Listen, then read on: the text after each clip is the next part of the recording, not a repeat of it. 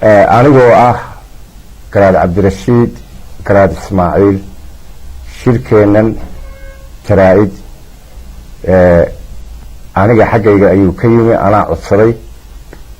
salaan iyo soo dhaweyn baan u dirayaa dadka igala soo qayb galay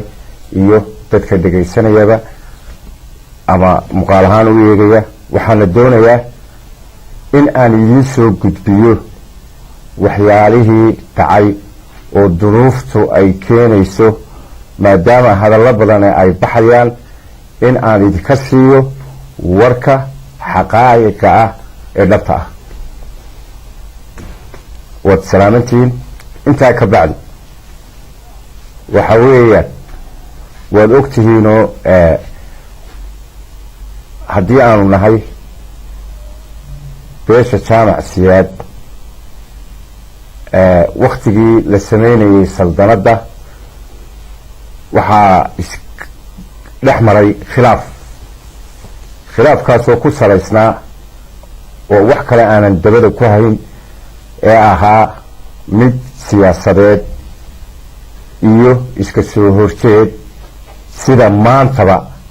ka taagan dhulka sool iyo sanaag iyo cayn la yeelo ama goboladaas bariga wixiina lagu eedeynayana waad ogeydeen oo waad garanayseen wax waliba dhaqan bay leeyihiin wax waliba siday tahay waddaday tahay baa loo maraa taas ayaa keentay in dhaqankii iyo waddadii loo mari jiray inta laga baydho sidii guddoomiyeyaal ama banaamijtiro ama madaxweyneyaal la dooranayo in dhaqaalo badan lagu bixiyo markaana laysdhinac celiyo oo hawlo badana ay meeshaa ka dhacaan runtii way dhacday annagu taayada ayaanu ka marray yagoori baanu tagnay halkay ku aasaasantay geedkii gobka ahaa baanu tagnay cid allaale ciddii doontaa ha nala socoto ummad badan waxaanu ka marray sidii ay ahayd iyada oo nalagula dagaalamayo arrin markaa dadkii dee diidaya ay xaq u lahaayeen laakiin aanay meesha markaa ku jirin in ilaa dhaqanka la socdo laakiin waa wax bilow oo nin walba hadhowto lagu dhiiri gelinayo weeye maaha wax uguba ma noqon doontahay markii sidaasi ay dhacday waxaa jiray inan yar oo 6 qofii ay ka waaweyn yihiin xagga ragga oo runtaan idiin sheegayaa weliba raggayagaa 8 ee anigu aan ugu weynahay waa ninka keliya aan isku baxdanahay wey ninka noogu yar oo leeyahay cali garaad ismaaciil ayaa wuxuu ku yidhi war miyaadan arkayn ninkan keligii ninka inoogu weyn ee hawshale ee odagu inagala dardaar war miyaadan gale arkayn inaad keligii ninka noogu yar baa ku yidhi kitaab jaamaca iyo dhaar iyo intaa fulmaray waa kitaabka ilaahay kuma aanu joogin way dhacday wax dhibaato ama laha annagu taayadaan ka marray hawluu galay wuxuu ka bilaabay dhibaatada iyo mushaakilka jaamac siyaad dhexdii marka laga soo gudbo dhulbahante iyo maxamuud garaad wuxuu ka bilaabay jaamac siyaad waad ogtihiin weli nin tola haantu doonaha ka soo jeeday dhaqanka kuma aanay jirin nin tagadiisa haysto waad u timid inaad nin kale uga qaado ninku ku bilaabay waad garanaysaa waa wasiirka cabdilaahi cali xirsi ayuu ahaa oo uu ku bedelay marka jaamac siyaad hoos looga waxay dhaco tagadaa wuxuu ka qaaday nin maxamuud cali wuxuu geeyey nin aad taqaanin xasan faarax xasan geerish la yidhaahdo wuxuuna markaa ku yidhi madaxweynihii halkaa haystay waan ku imaanayaa taasoo ay ka mid tahay beento xaaraana arrintaasi waxay rafanaysay muddo wuu ka gudbay doonlu wuxuu kaga daba tegey muqdisho oo odagayagii oo aan cid allaalay iyo cid ninkaa agtiisa maraysaa aanay jirin waa dhaqan cusub oo uu dhexdeeda ka bilaabay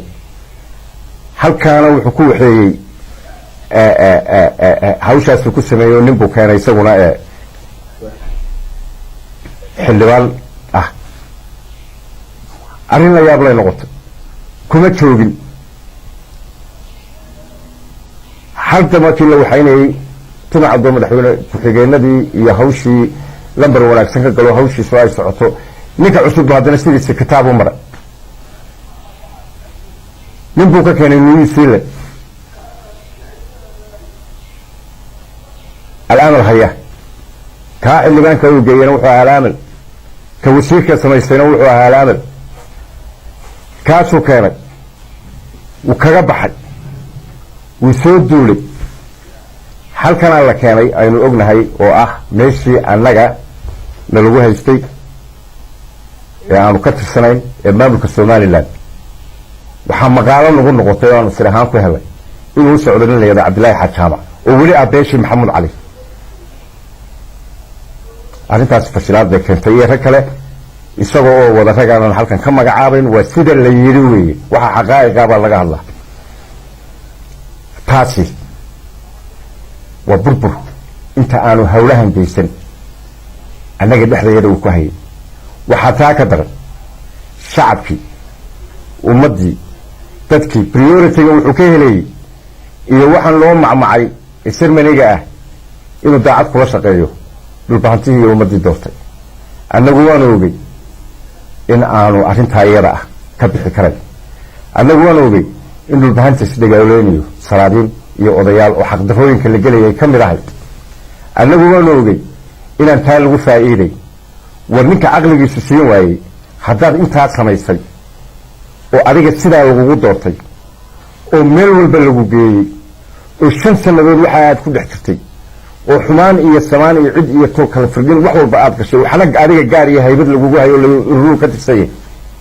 war wixii lagu haystay tii kaa weynaa 15 sannadood caqliga u biyey ayaa idinkaga filan markii hore aad khaldantay waxaan idiin sheegaya annaga faa'iidaynoo ahay oo waxay noogu ahay ummaddaa markii ugu dambaysay waa tan aan ka sheekeeyey beesha jaacsiga dhexdiisa sida uu reer weyn oo ballaadhan oo qaaliya oo beelaha ugu waaweyn ah deegaan oo yacni hormoodkii ah oo weliba siyaasadda noo qaabilsanaa sida loogu dhuftay ee uu isaga laadlaadiyey weliba wareerihii sida fiican u sabooday baha qayb yar baa annaga xaggayga kala socotay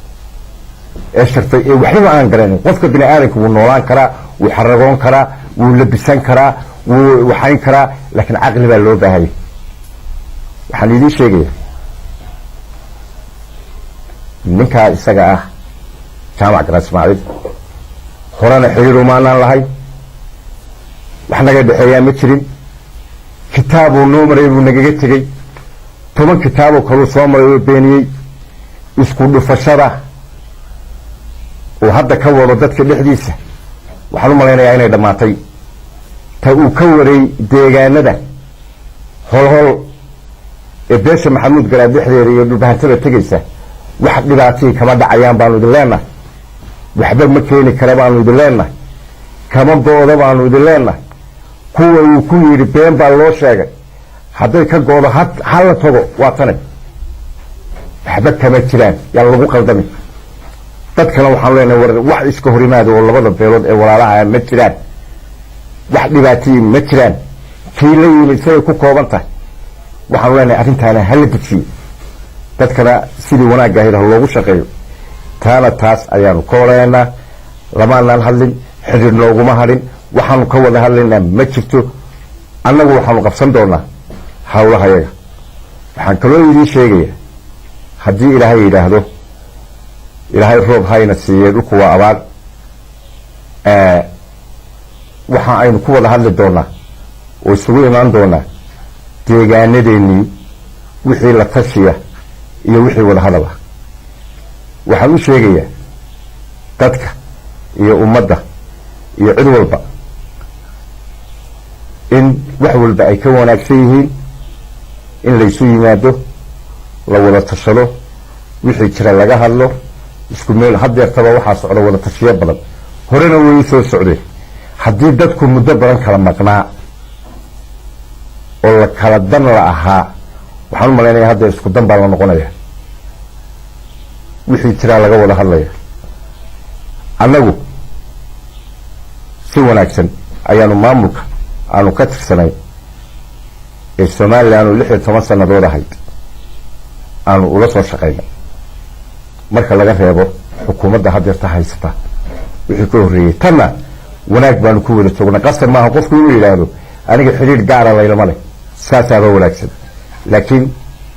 mujtamaca wanaagsan iyo xukuumadda iyo dadka ayaa naga dhexeeyay waxaan u maleynayaa oo aan halkan uga hambalyeynaya shacabkii wanaagsanaa ee aanu soo wada shaqeynay salaadiintii caaqiladii dadkii aad u wanaagsanaa guddigood waxaan u hayaa hambalyo waxaan u hayaa wanaag waxaan u hayaa jacayl aad ayaan ugu mahadinayaa saaxiibadeydii aanu wada joognay magaalada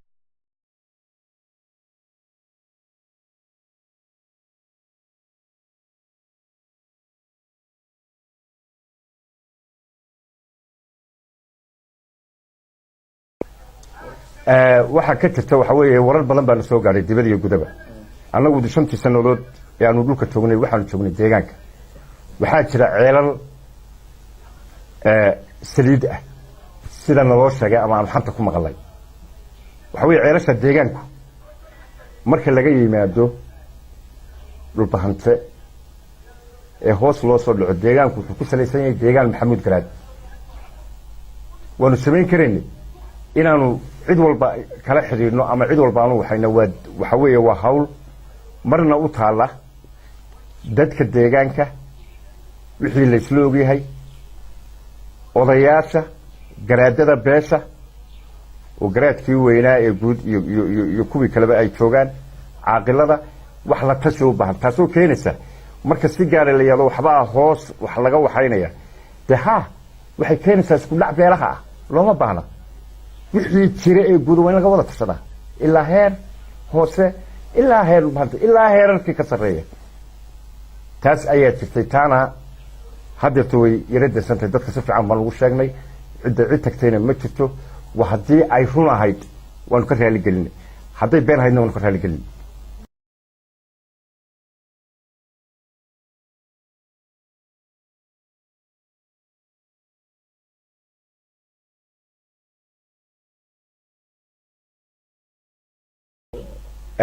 waxa weeye waad ogeedeen oo Cabdirasaaq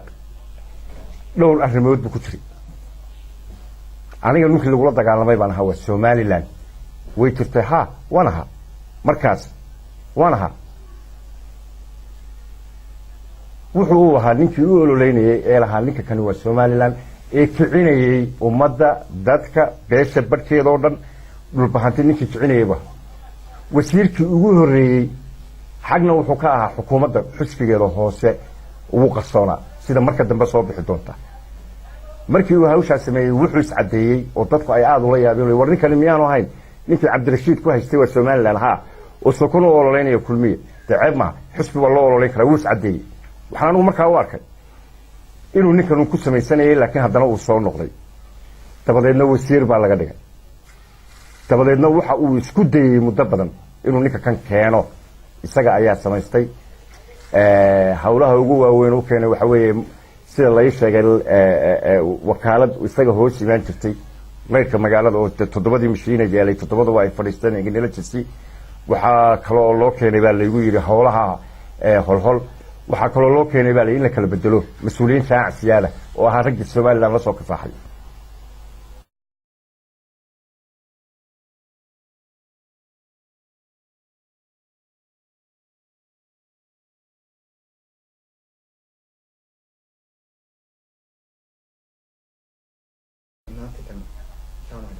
waxa weeye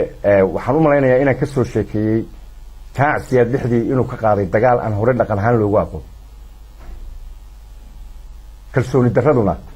hadeer kuma aanay bilaabaneen mar hore ayay ku bilaabatay arrinta iyada ah waa groupkii iyagu dabada ka waday marka laga reebo Cabdirasaaq iyo xulufadiisa iyo walaalkii marka laga reebo waa groupkii dabada ka waday waxaan u maleynayaa in ay ku dhacday ku quuse qulaantoy annagana warar badan bay noo soo diray وحوي ولا قاضي وحي بنت هاي اللودي ولا قاضي حلا لي وحكت لنا متران حضرته سيدا أي نوع شيء وحنا لو عضين دونا وقت الرود كده الشركة طلعنا بس تعسر تسوي مالس ها وحنتجي يا لسعانات وحنتجي يا مقالوين كأردن وحنتجي يا ملك الصور نجح لنا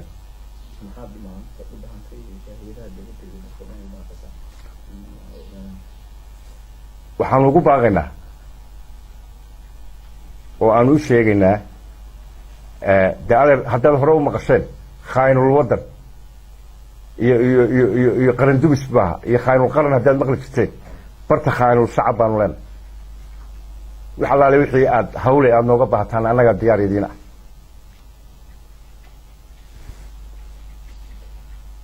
taas ayaanu leenahay waxaan kaloo ku soo gunaanadaya Somaliland wax badan baan soo wada shaqeynay in badan baan halkan soo wada galay